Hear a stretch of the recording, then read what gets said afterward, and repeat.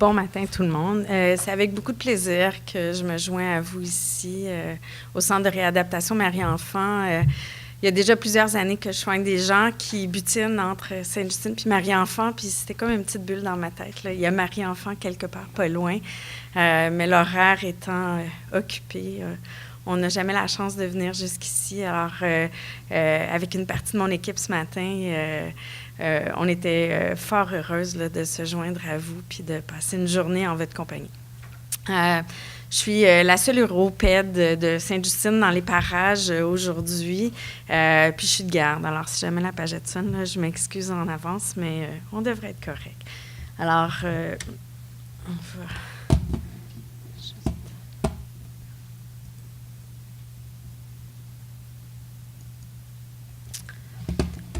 Donc, faire une présentation à la fois pour une clientèle affectée par une pathologie dans la famille des dysgraphismes et avoir aussi des spécialistes sur place qui soignent un peu une partie de ce que ça représente pour la clientèle d'être affectée par une telle pathologie.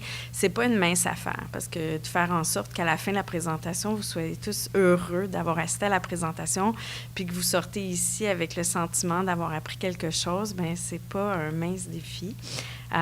Donc, il y a plusieurs messages, puis ça peut être présumé simple ou complexe selon votre perception, puis on pourra pousser avec des questions à la fin si vous voulez.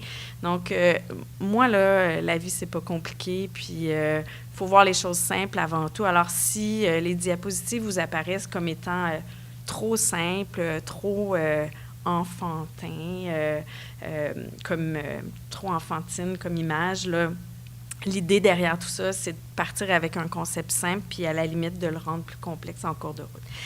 Je veux aussi dire que quand je vais dire quelque chose est normal, bien, on part d'un standard fonctionnel, anatomique, organique, normal.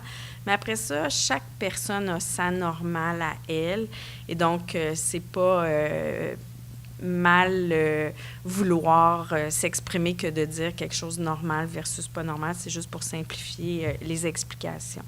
Enfin, quand je vais dire aussi avoir une miction ou faire pipi, ça peut correspondre à faire un cathétérisme pour vidanger la vessie, puis c'est du pareil au même. Donc, sans plus tarder, j'ai quelques conflits d'intérêts. J'ai actuellement un projet de recherche en cours avec mon collègue Dr Barreras avec Pfizer. Je suis sub-investigatrice, mais ça devrait aucunement influencer la présentation d'aujourd'hui. Je suis aussi porte-parole pour une campagne de sensibilisation à propos de l'énurésie nocturne pour que les enfants ne s'en fassent pas de mouiller leur lit la nuit, qui a été supportée par Ferring puis qui passe de temps à autre sur des ondes radio. Et donc, les objectifs de la présentation aujourd'hui, ça va être de mieux connaître l'anatomie, le fonctionnement des voies urinaires, mieux comprendre la fonction vésicale, mieux comprendre la vessie neurogène, l'implication sur l'arbre urinaire supérieur, puis mieux comprendre puis adapter des saines habitudes vésicales. Et donc, sans plus tarder, l'idée, c'est qu'avant, un patient né avec une pathologie de dysgraphisme dans la grande famille des spina bifida pouvait possiblement ne pas avoir droit à une espérance de vie comparable au restant de la population. Souvent parce que en cours de route, la vessie qui ne fonctionnait pas bien donnait lieu à de l'insuffisance rénale, à des infections urinaires. Puis souvent, les gens décédaient d'un sepsis urinaire pas rarement dans la trentaine. Bien, c'est plus ça aujourd'hui. Les gens vivent vieux, puis ils ont droit à une espérance de vie comparable au restant de la population. Et donc, ça, c'est ce que moi, j'ai en tête quand je vois la clientèle, quand on parle de spina. Mon désir, c'est de pouvoir faire en sorte que vous puissiez vivre vieux pour avoir en masse le temps là, de naviguer à travers différentes activités jusqu'à recommencer à lire à votre retraite ce que ça vous tente. Mais en pensant à tout ça, bien, l'idée, c'est... Oh. OK, donc une petite animation... qui n'a pas marché, je suis désolée. Donc, l'idée, c'est que pour vivre en santé, il faut vivre avec des organes vitaux adéquats, donc un cœur, un foie, un cerveau et un rein correct. Mais si on veut un rein correct, il nous faut une vessie pas mal fine quand même. Et donc, je vous présente Justin et Justine. Justin et Justine, vous les voyez garçon-fille, ben moi, je les vois garçon-fille avec système urinaire caché dans leur bédaine. Et c'est comme ça que je vous regarde tous un peu dans la pièce aujourd'hui en ce moment. Moi, je vais vous dire un secret. Quand je voulais aller en médecine, puis que j'étais au secondaire, puis au cégep, je prenais l'autobus pour aller à l'école, puis je regardais les gens dans l'autobus, puis j'essayais de deviner quelle maladie ils pouvaient avoir. Puis quand ils toussaient, j'essayais de comprendre, c'est tout là, ça a l'air infectieux ou pas. Je poursuis un peu le jeu dans ma tête encore quelques décennies plus tard. Mais au-delà de penser à Justin et Justine avec l'arbre urinaire supérieur et inférieur, tout simplement, je pense que cette personne-là, elle a à vivre sa vie d'enfant, de jeune enfant, d'adolescent, de jeune adulte et d'adulte d'âge mûr. Et moi, c'est ma job de faire en sorte que cette personne-là puisse évoluer à travers les temps avec une vessie qui va être gentille.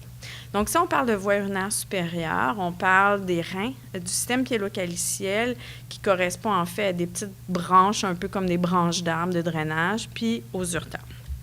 Quand on parle des voies urinaires inférieures, c'est la vessie, les mécanismes sphinctériens. Donc, chez le garçon, il y a 2 niveaux de mécanismes sphinctériens, chez la fille, plus 1, puis au niveau de l'urètre. Et donc, on peut aussi penser comme suit que les voies urinaires supérieures, c'est une usine de production qui compte bien sur son fournisseur. Ça veut dire si on ne boit pas, il n'y aura pas d'eau qui va arriver aux reins, puis les reins ne pourront pas produire de l'urine, puis il n'y aura pas d'urine qui va couler en direction de la vessie. Et donc, au-delà des petites usines, ben, c'est un système de drainage qui finalement aboutit dans un genre de barrage qui devrait être de façon intermittente fermé ou ouvert pour pouvoir faire en sorte qu'on se vide la vessie. Et donc, maintenant qu'on sait ça, on va parler de la vessie officiellement. Donc, la vessie, c'est un réservoir, ça emmagasine l'urine. Ça peut contenir entre 30 ml à peu près à la naissance jusqu'à autour de 500 ml à la vie adulte. Il y a de la variabilité naturellement. Il pourrait y avoir quelqu'un qui a 650 à la vie adulte, puis c'est correct quand même. Mais somme toute, c'est des barèmes. Ultimement, à la vie adulte, ça a à peu près la forme d'un pamplemousse. Et donc, la vessie, c'est vraiment un lieu de passage, un lieu de vie pour l'urine. Le sang est filtré, l'urine est fabriquée, ça descend le long des uretères, ça aboutit dans la vessie et, ultimement, on devrait vider notre vessie. Les parois vésicales, ils se composent de plusieurs couches, mais la couche la plus importante, c'est le détrusor. C'est le muscle qui va faire en sorte qu'on est capable d'uriner. Puis le détrusor, ce qui est spécial, c'est qu'il y a plein de petites fibres qui s'entrecroisent et donc on pourrait avoir un côté de vessie un peu moins bon, mais si la contraction commence d'un côté, le restant de la contraction va suivre. C'est le cas, par exemple, de gens qui ont eu des chirurgies importantes d'un certain côté du bas du ventre, comme pour un cancer du côlon. Leur vessie serait peut-être pas très bonne après ça, puisqu'il y a des petites branches nerveuses qui ont été touchées, mais comme l'autre côté de la vessie va fonctionner, bien, généralement, on est correct. Donc, les parois de la vessie vont se dilater au fur et à mesure que la vessie va se remplir. Puis, finalement, quand ça va être le temps d'uriner, c'est le détrusor qui va contracter pour vidanger la vessie. Pour uriner, il faut que les mécanismes sphinctériens, ils relaxent. Il faut se dire, bien, OK, j'ai comme le goût de faire pipi, on va ouvrir grand la porte du petit barrage, puis finalement, on va se laisser aller, puis le détrusor va contracter. Donc, normalement, la vessie, elle devrait toujours avoir 2 vies, qu'on veut les meilleures possibles. Donc, la première vie, c'est la vessie doit se remplir, puis la deuxième vie, c'est la vessie doit se vider. Dans un monde idéal, le sphincter est fermé quand la vessie va se remplir, puis le sphincter va s'ouvrir, puis là, la vessie va se vider. Ça, c'est à départ d'un centre de miction. Donc, on a la vessie qui va dire « Oh, je me sens un peu pleine ». Ça va renvoyer des messages en haut. Là, c'est un peu complexe, mais essentiellement au niveau cérébral puis au niveau de la protubérance annulaire, on va être capable de avoir un déclic qui va dire « OK, bien, go, on est prêt, on est au bon endroit, c'est le temps, on ouvre la porte et on fait pipi ». Ce qui est intéressant, c'est que les bébés, ils urinent pas comme ça. Les bébés, ils urinent d'une façon primitive, un peu comme les animaux. Donc, les bébés, ils vont d'abord avoir leur vessie qui sent que c'est le temps de faire pipi. Puis là, la vessie, elle n'en peut plus. Alors, elle va se dire, ah, ben moi, je suis plus capable, c'est le temps. Puis donc, la vessie va se mettre à pousser. Et le sphincter, lui, il n'a rien vu venir, là. Puis là, le sphincter, il se fait pousser dans le dos un peu par la vessie qui pousse. Puis à un moment donné, le sphincter se dit, ce serait peut-être intelligent que je m'ouvre. Puis là, finalement, le sphincter va ouvrir, puis le pipi va sortir. Donc ça, c'est chez les jeunes enfants. Autour du 1 an et demi, le déclic va se faire de ouais, ça serait peut-être plus élégant d'ouvrir la porte avant d'essayer. C'est comme si moi, je vous mets au défi de sortir de la pièce ici en voulant pas ouvrir la porte avant. Puis en vous disant, ben non, mais allez-y, là, sortez, ça devrait fonctionner. Alors que normalement, on va pousser la porte avant, puis on va sortir après. Donc, on boit, les reins filtrent le sang, fabriquent l'urine descend, puis finalement, la vessie va se vider. Normalement, on veut à peu près 1 millilitre par kilo par heure d'urine chez l'enfant. Puis on veut à peu près la moitié de ça chez l'adulte parce que les reins concentrent un petit peu plus l'urine chez l'adulte. Au total, on sait que l'urine à la fin de la journée va quand même avoir été influencée par ce qu'on boit puis par comment en santé nos reins sont. Donc, normalement, nous, pour la clientèle pédiatrique, on recommande un 30 millilitres par kilo par jour d'eau, bon, jus, etc. Mais idéalement, moi, je leur dis pas du yogourt, pas une soupe, pas un bol de céréales, là, eau pure. Puis, la fonction rénale, bien, ça part dans toutes les directions. Si on a une fonction rénale qui est vraiment moins bonne puis que les reins sont presque en arrêt de production, on pourrait avoir moins d'urine à la fin de la journée. Des fois, on a le contraire, des gens qui ont vécu une obstruction long terme qui a vraiment fait fâcher les reins. Les reins, après, ils disent, OK, là, moi, là, on m'a débloqué le chemin au-delà de ma petite usine, puis j'ai le goût de travailler, mais je ne vais pas faire trop, là. Je vais juste laisser passer plein de pipi. Puis l'urine sera peut-être un peu trop diluée, mais c'est pas grave, on fera avec, on boira plus. Donc, nos patients qui ont vécu des obstructions urinaires ont tendance à uriner des quantités monstrueuses. Puis des fois, ça pose problème parce que la vessie a quand même une limite à combien grande elle peut être, ce qui ferait en sorte que peut-être quelqu'un à la fin de la journée irait vraiment plus souvent à la toilette pour se vider. Et donc, le cycle mictionnel, bien, la composante vessie qui se vide, bien, à pleine capacité, puis la capacité, c'est variable selon l'âge, la vessie, elle va se vider. Les sphincters vont ouvrir, puis la vessie va contracter. Et donc, ça, c'est comme éternuer. Les parents, là, ils me disent toujours, puis ils disent ça à toute l'équipe, « Ah oui, mais mon enfant, là, moi, il s'écouche, là, où il fait pipi en masse, là, c'est sûr qu'il urine tout. » Mais il faut comme s'arrêter puis comprendre que c'est pas ce qui sort qui nous dit nécessairement que la vessie, elle est vide à la fin. Donc, soit on peut faire un cathé après pour voir si la vidange vésicale était optimale, ou on peut, nous, avec un petit appareil d'échographie, voir si la vessie, elle s'est vidée à la fin.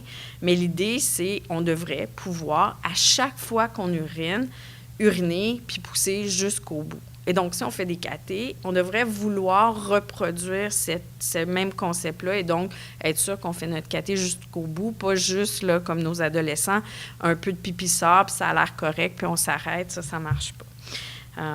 Et donc, ça, c'est un commentaire qu'on entend souvent. Ou, ah, ben là, oui, mais il y avait vraiment beaucoup bu. Mais indépendamment de ce qu'on a calé juste avant, au moment d'uriner, la vessie, elle sait pas, là, ce qui se passe en haut, ce qui s'en vient, ce qui est arrivé avant. Elle est juste à l'étape de « je sais que c'est le temps d'uriner ».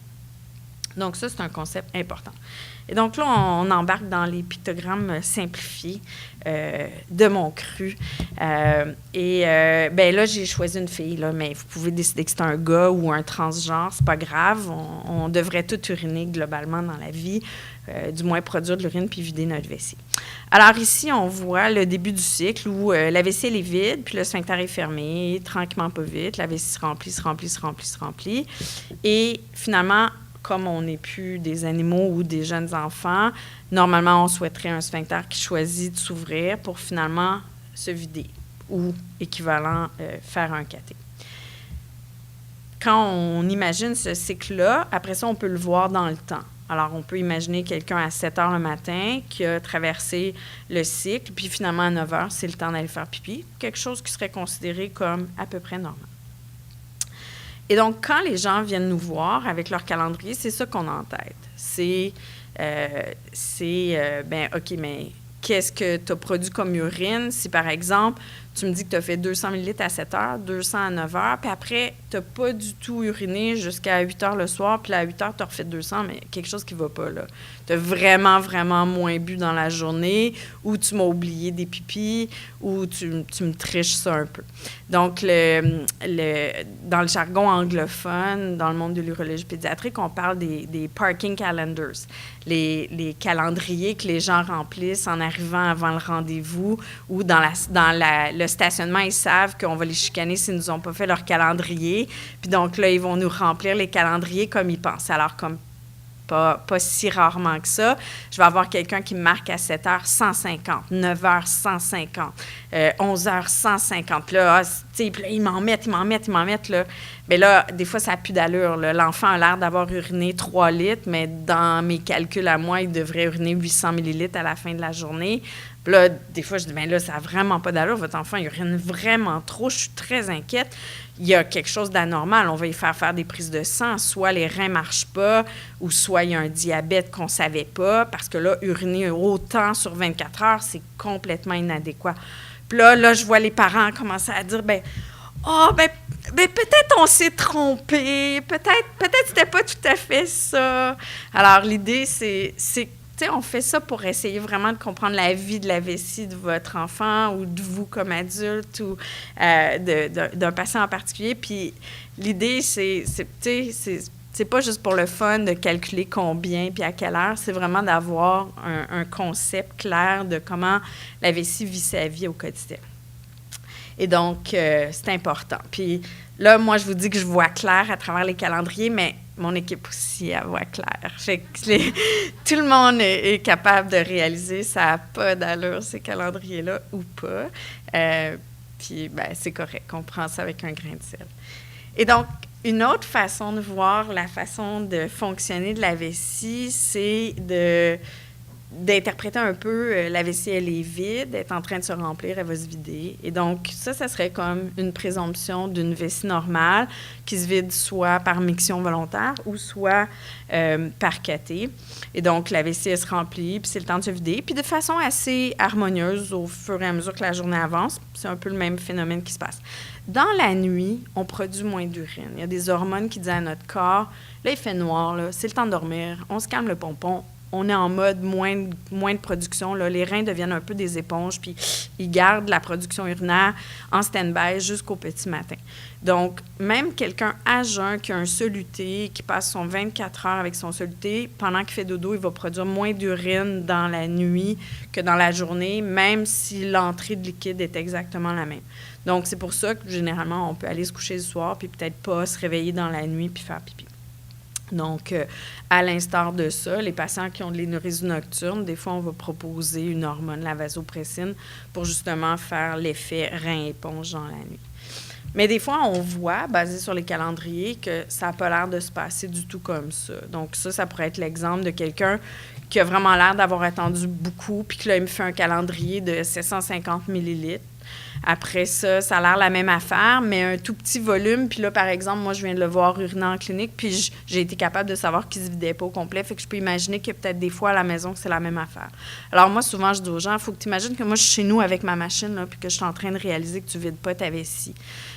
Puis là, peut-être rejoins encore sa capacité totale. Puis finalement, prends le temps vraiment d'uriner, puis vous réussissez à uriner au complet. Ça pourrait être l'exemple de quelqu'un qui a une petite vessie, qui court aux toilettes, puis la fois d'après, il court, mais pas jusqu'aux toilettes, puis là, on perd notre pipi si on veut, puis on repart à zéro avec les culottes tout mouillées, puis là, jusqu'au prochain pipi, ainsi de suite. Et donc, c'est un peu comme ça qu'on interprète les calendriers. Et donc, toujours en ayant en tête nos petites usines, nos chutes d'eau, notre réservoir, puis notre barrage. L'idée, là, c'est moi, je dis toujours, là, au-delà du dessin, s'il y a un barrage sur la rivière, là, à un moment donné, la rivière ne voudra plus couler. Puis si la rivière ne coule plus, imaginez un moulin en haut de ça ou une usine, peu importe. Si l'eau ne passe plus, là, toute la tuyauterie là-dedans, là, ça va jammer, rouiller, ça ne sera plus bon. Puis quand on va décider qu'on débloque le chemin par en bas, que, par exemple, on va plus souvent aux toilettes ou qu'on fait plus nos catés comme on devrait, c'est pas dit que l'usine ou le petit moulin va avoir le goût de repartir. Des fois, on pourrait se faire prendre un peu les culottes baissées. C'est le cas de le dire que les reins, ils ont écopé, puis c'est juste trop tard. Donc, vraiment faire en sorte que l'urine sort, c'est ça qui est important.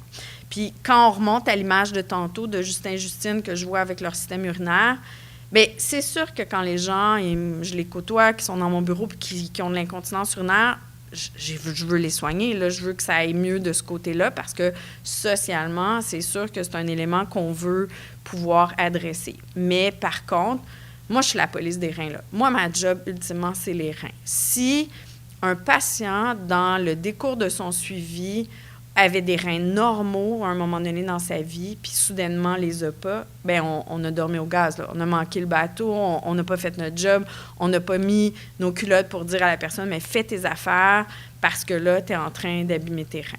Bon, à travers ça, il peut y avoir des exceptions, mais essentiellement, si on est avec des reins normaux, ce qui est le cas de la plupart des patients avec un dysgraphisme, mais on devrait pouvoir garder nos reins corrects si on fait nos affaires et on s'occupe bien de notre vessie.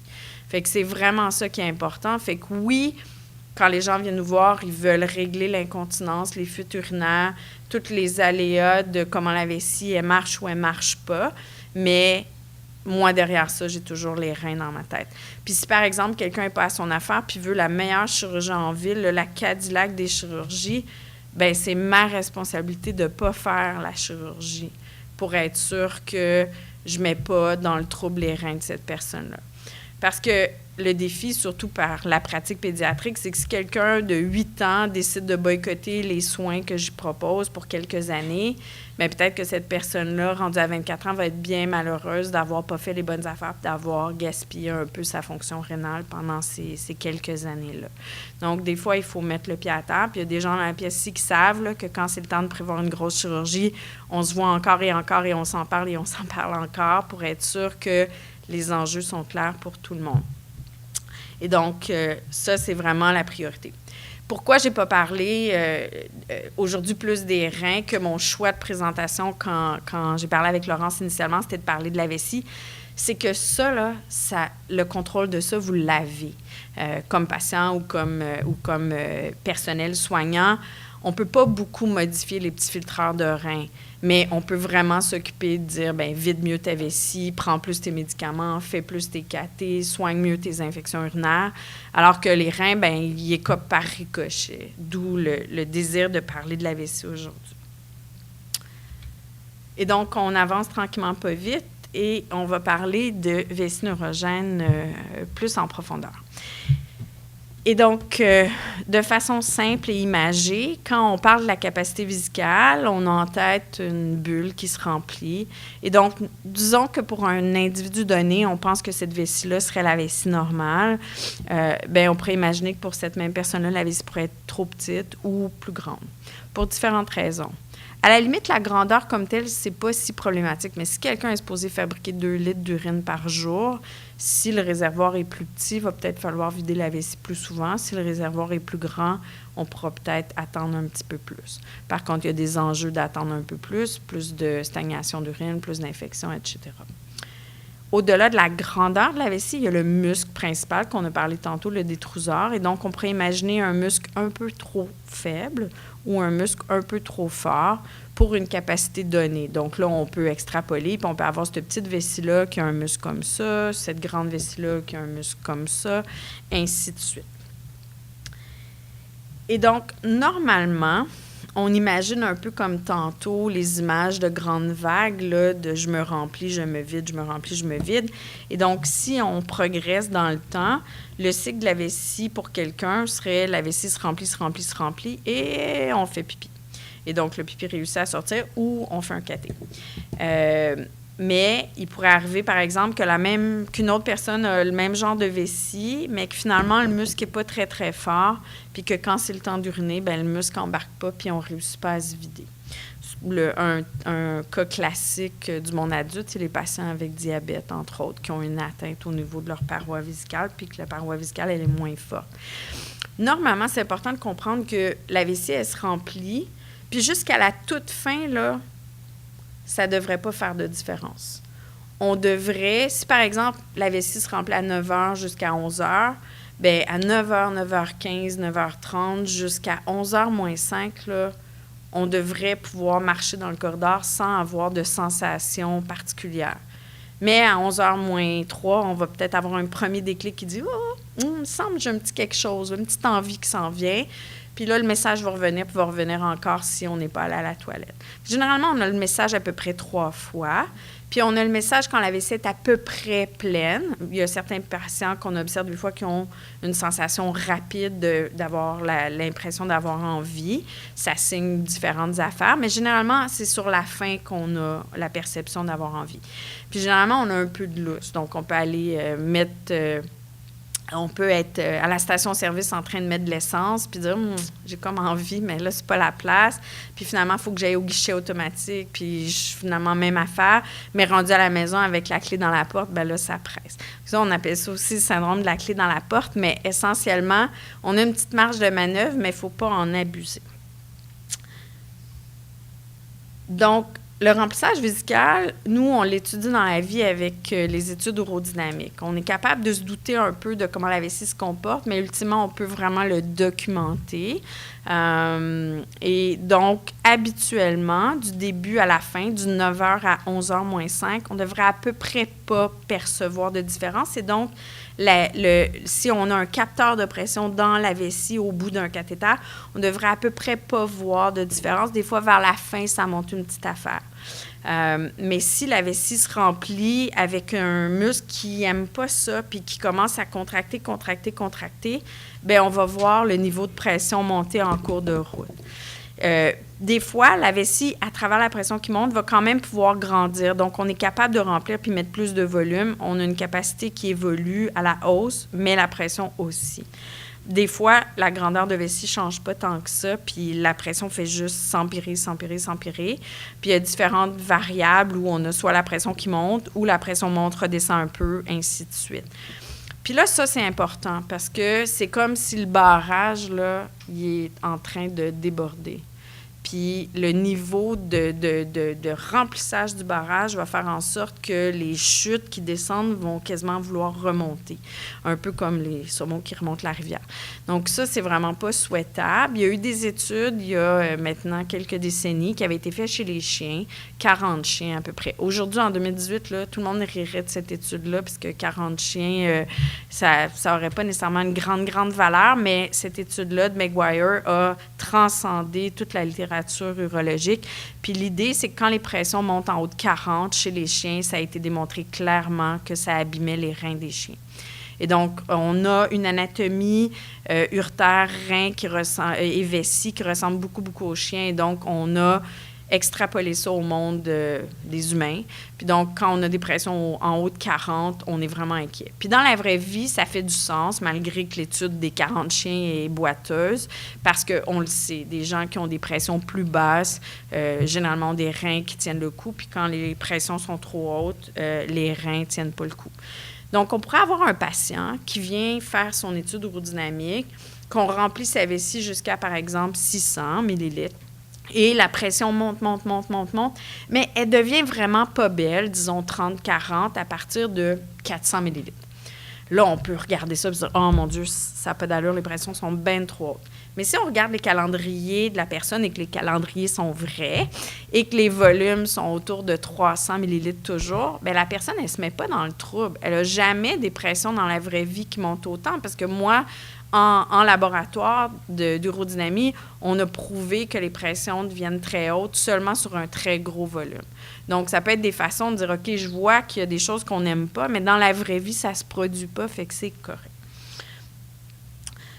Donc, après ça, on peut oublier un peu la vessie puis regarder le sphincter. La réalité, c'est que dans la vraie vie, on ne peut jamais dissocier les deux. On peut avoir tous les combos possibles de ce que je viens déjà de vous dire pour la paroi vésicale avec ce que je vais vous dire pour les sphincters. Mais si on isole chaque affaire séparément, bien, ça peut être perçu comme ça. Donc, un sphincter qui aurait une retenue juste correcte, juste gentille, qui va s'ouvrir grand quand c'est le temps.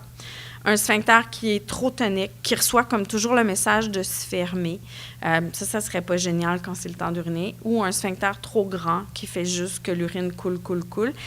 Et donc, si on ose un peu imaginer un sphincter ici qui ferme trop puis qui fait qu'on ne se vide pas, on observe souvent ça chez les patients atteints avec une pathologie de la famille des Spina. Là, on va voir souvent que la vessie, elle veut travailler très, très fort. Puis quand elle veut travailler, bien, le sphincter travaille en échange. Puis là, c'est comme une bataille de muscles, puis c'est à qui va gagner. Puis souvent, c'est le sphincter qui gagne, puis on ne vide pas bien notre vessie. Ce qui est malheureux pour les gens qui ont ce genre de scénario-là, c'est que dans la partie vessie qui se remplit, c'est presque l'opposé. Et là, le sphincter est comme relax. Alors, c'est dur de naviguer des soins pour cette clientèle-là parce que souvent, ils vont couler pendant que c'est pas le temps. Puis quand c'est le temps de vraiment uriner, ils sont pas capables. La vessie pousse contre une porte fermée, puis là, l'urine ne sort pas. Donc, c'est dur de dire à quelqu'un, on va faire des cathés pour bien vider ta vessie parce que quand tu essaies d'uriner, ça marche pas. Mais oui, je sais, entre les cathés, tu coules. Et bon, après, il y a d'autres étapes, mais essentiellement, ça, c'est souvent un modèle de fonctionnement vésical qu'on observe chez les vessies neurogènes. Pour ce qui est ici du sphincter grand ouvert, le défi, c'est que pour remplir une poche de pipi puis grandir la poche de pipi avec le temps, il faut que la vessie elle ait la chance d'être pleine, vide, pleine, vide. Alors, si on a un sphincter qui coule tout le temps, bien, on n'a pas la chance d'avoir la plénitude vésicale qu'on recherche et donc la vessie ne réussit pas à se développer autant qu'on voudrait. Et donc, il y a 4 types typiques qu'on reconnaît de problématiques. La vessie trop faible, le sphincter trop fort, la vessie trop forte, le sphincter trop grand ouvert ou trop fort. Et ça se traduit par des difficultés à uriner dans les 2 cas ici, puis des difficultés à se retenir dans les 2 cas-là, parce qu'entre autres, la vessie est comme toujours prête à contracter puis à faire quelque chose, puis donc souvent, va gagner la bataille contre le sphincter qui n'est pas trop fort.